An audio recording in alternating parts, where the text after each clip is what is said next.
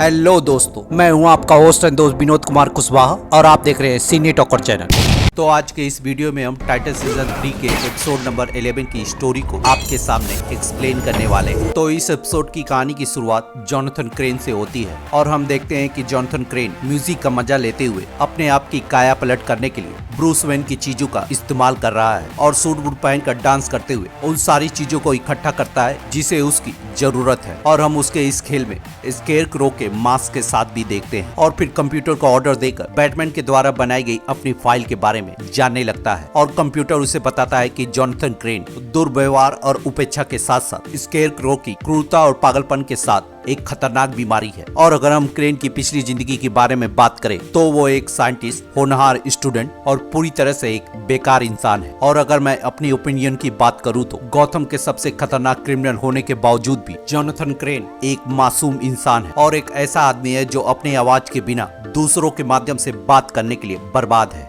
और अपनी तारीफ सुनने के बाद वो सीधे जेसन के पास जाकर उससे कहता है कि मैं जान चुका हूँ कि तुम्हारी प्रॉब्लम क्या है, तुम डरे हुए हो। और जेसन उसे जवाब देता है कि ऐसा नहीं है और उसे जोर देते हुए कहता है कि इस घर की सारी चीजें तुम्हें डराती हैं और मैं जान चुका हूँ कि जब भी तुम इस घर को देखते होगे यहाँ की सारी चीजें बैटमैन की तरह तुम्हें जज करती होंगी। और तुम्हारे सस्पेंस को दूर करते हुए तुम्हें बताना चाहूंगा, तुम कभी भी ब्रूस वेन के लिए अच्छे साबित नहीं होगे। और फिर उस पे गुस्सा होते हुए उससे कहता है कि जल्दी से जल्दी इस बेड को छोड़कर तैयार हो जाओ, हमें बहुत सारे काम करने हैं। और जेसन के पूछने पे उसे गुस्से से बताता है कि हम वही काम करेंगे जो हर दिन करते आए हैं और हम लोग इस गौतम शहर को उन लोगों से बचाने की कोशिश कर रहे हैं। और अब हमारा अगला टारगेट दुश्मन नंबर 1 नाइटविंग से छुटकारा पाना होगा और हम वो देंगे जो गौतम के लोग पाना चाहते हैं। और जब तक गौतम के लोग ये सोचते हैं कि तुम उनके साइड हो, तुम कुछ भी कर सकते हो। और इधर हम सुपरबॉय और नाइटविंग को उसी जगह पे देखते हैं जहाँ पे हमने पिछले एपिसोड में उन्हें छुपते हुए देखा था। और जब सुपरबॉय सबके बारे में पूछता है तो डिक उसे बताता है कि इंटरनेट और सेल फोन डाउन होने की वजह से उसे किसी के बारे में मालूम नहीं है। और इसी बातचीत के बीच पूरे गौतम में प्रकट होकर नाइटविंग को मैसेज देने से पहले वो रिवील करता है कि वो बैट केव में है और अपने मैसेज में गौतम को बताता है कि बहुत लंबे समय से ये शहर खतरनाक क्रिमिनल्स के भरोसे रहा है और मैं सिर्फ पेंगुइन, रिडलर और जोकर की बात नहीं कर रहा हूँ, मैं उन लोगों की बात कर रहा हूँ जो इस शहर को प्रोटेक्ट करने का दावा करते हैं और इसे धीरे धीरे करके बद से बदतर बना देते हैं। और यही काम सबसे पहले बैटमैन और टाइटन्स कर रहे हैं, लेकिन आज ये सारी चीजें समाप्त हो जाएंगी। और नाइटविंग का नाम पुकारते हुए उससे कहता है कि सबसे पहले मैं यहाँ की गंदगी को साफ करते हुए उनको जला दूंगा और इसके बाद तुम्हारा नंबर आएगा। और इस चीज को खत्म करने के लिए रेड वुड उसे रात में बुलाता है और सुपरबॉय उसकी बात सुनने के बाद उससे कहता है कि वो पूरी तरह से सही है और अब हमें मिलकर इस मसले को खत्म करने के लिए वेन मैनर में जाना होगा। जिस पर डिक उसे समझाता है कि जेसन यही चाहता है और अगर हम ये जानते हुए भी ब्रूस के किले में गए तो मारे जाएंगे। और जब डिक उसे छोड़कर वेन इंटरप्राइजेस में जाने लगता है तो सुपरबॉय उसे रोकते हुए कहता है कि ब्लैकफायर को गोली लग चुकी है और तुम चाहते हो कि मैं यहाँ पे चुपचाप बैठा रहूं और कुछ ना करूं। जिस पर डिक उसे समझाते हुए कहता है कि अगर तुम्हें ब्लैकफायर से संपर्क करना है तो तुम्हें यहाँ पे पड़ा हुआ रेडियो काम आएगा और मैं चाहता हूँ कि तुम यहीं पे रहो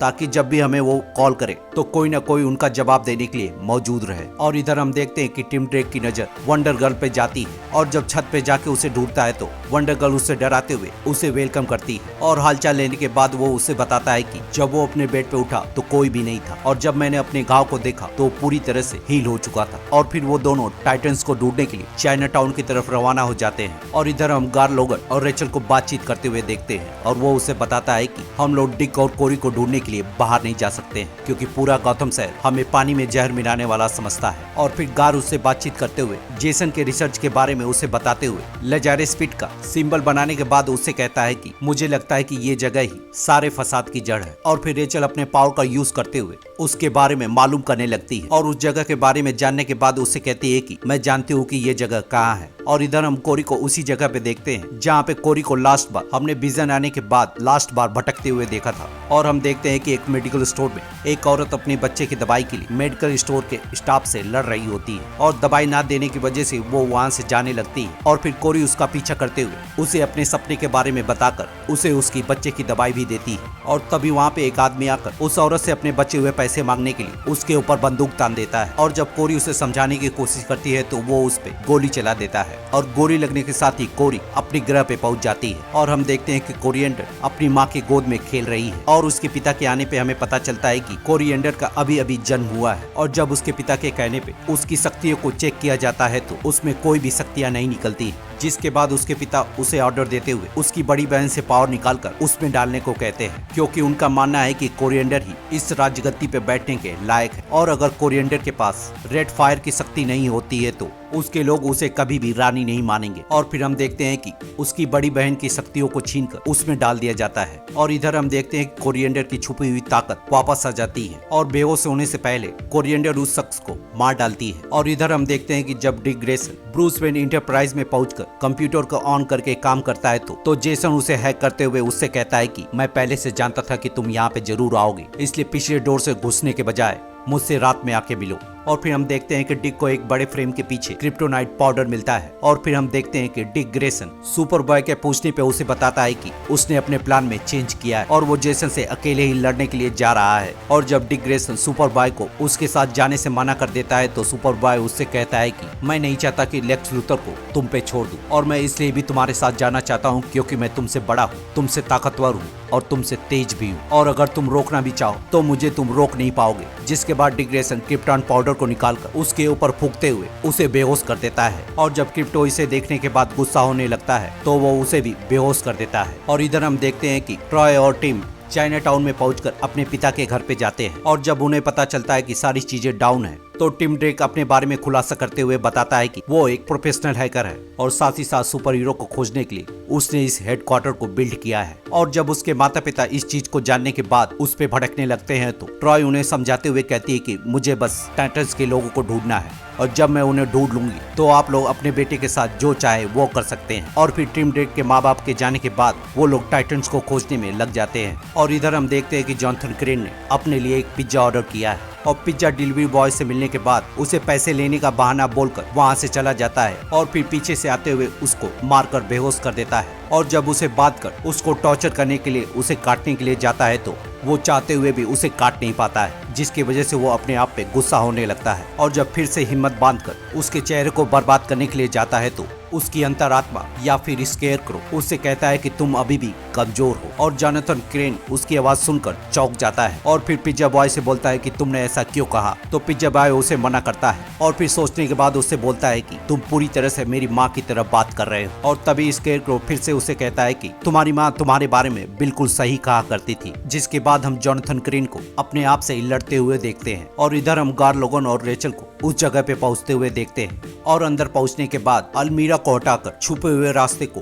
ढूंढ निकालती है और फिर रेचल और गार लोगन उसके अंदर चले जाते हैं और सीढ़ियों के उतरने के साथ ही चमगादड़ों के रास्ते होते हुए लेजारिस पिट तक पहुंच जाते हैं। और इधर हम क्रेन को स्ट्रेचर के नीचे सोते हुए देखते हैं और जॉनथन क्रेन अपने आप से बातें करते हुए कहता है कि माँ आप मेरे बारे में बिल्कुल सही थी, मैं एक सिर्फ कायर हूँ। और स्केयरक्रो से बताता है कि अब तुम्हारा मास्क लगाने का टाइम खत्म हो चुका है और फिर वहाँ से मुस्कुराते हुए उठकर अपने चेहरे को रेजर से काटने लगता है। और इस चीज को देखने के बाद पिज्जा बॉय की हालत खराब हो जाती है। और इधर जब रेड हुड अपने गंतव्य स्थान पे जा रहा होता है तो डिक ग्रेसन उसे डराते हुए उससे कहता है कि तुम कभी भी इस खेल में पक्के खिलाड़ी नहीं थे। और रेड हुड स्पीकर को देखने के बाद उसे गोलियों से भून डालता है और तभी कार ब्लास्ट हो जाती है और कार ब्लास्ट होने की वजह से रेड हुड दूर फिकाते हुए रेड हुड का हुड बाहर निकल जाता है और फिर डिक ग्रेसन गैस के गोले को फेंक कर वहाँ पे धुआं कर देता है। जिसके बाद जेसन उसे चुनौती देते हुए उसका सामना करने को कहता है और फिर हम नाइटविंग को गाड़ी पे कूदते हुए देखते हैं। और जब जेसन उसे देखता है तो गाड़ी के ऊपर अंधाधुंध गोली चलाने लगता है और फिर जेसन के पुकारने पर नाइटविंग उसे मैदान में आकर उसका सामना करने को कहता है और फिर जेसन पहुंचते ही उसके ऊपर गोलियों की बौछार कर देता है और डिक ग्रेसन गोलियों से बचते हुए नाइटविंग के सिग्नेचर को फेंक कर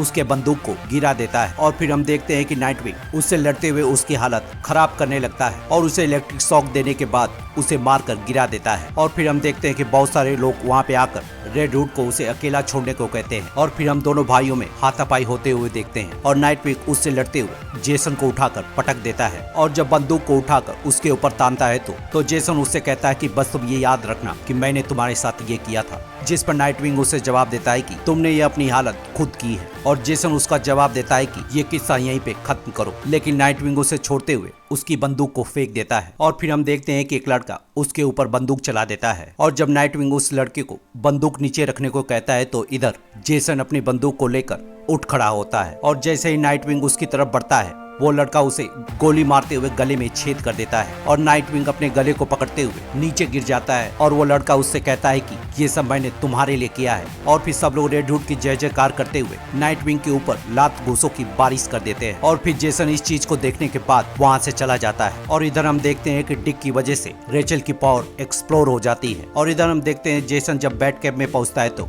वो रॉबिन के सूट को देखने लगता है और जब जॉनथन उसे बुलाता है तो हमें पता चलता है कि जॉनथन क्रेन ने पिज्जा बॉय की सर्जरी कर दी है और जॉनथन क्रेन उसके पास आकर उसे बताता है कि अब मास्क का टाइम खत्म हो चुका है और हमें उसकी हालत देखकर ये भी पता चलता है कि जॉनथन क्रेन अब पूरी तरह से स्केयरक्रो में बदल चुका है। और जॉनथन क्रेन की मुस्कुराहट और जेसन के खौफ के साथ ही ये एपिसोड खत्म हो जाता है। तो मिलते हैं किसी और वीडियो में किसी और टीवी सीरीज को एक्सप्लेन करते हुए, तब तक के लिए शुक्रिया।